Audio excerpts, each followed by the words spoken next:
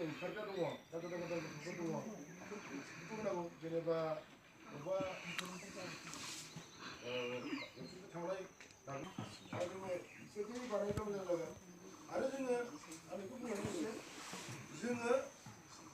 actually जोङो दुरबल नङा इयुथखौ इयुथआबो पेरेन्टफोरबाबो दा इउटिपिएल बुस्थुआ जि इउटिपिएल जुदि साफ्रोमबो मानसिया आंबो नोंबो दाद जायोब्ला गथ'फोराबो नासयनो हाया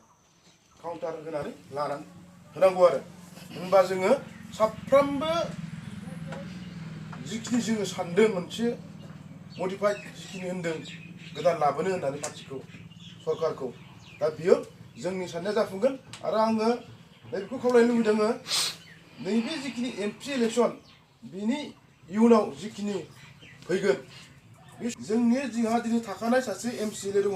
बिथाङा मोनफ्रोमबो प्राइमारि दैदेनगिरिखौ लानानै इयुथ जा पेरेन्ट बडियानो जा मोनफ्रोमबो माबाखौ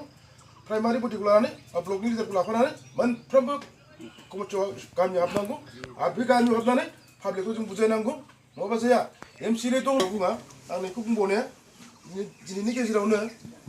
जि ब्लकनि कमिटि दानाय बेखौ दिनै दाफुंनोसै दाफुंनानै नेहाथारिया बा मोनफ्रोमबो प्राइमारिना नामखौ लिरनानै खिथा हरबा बिथांमोना लिरगोन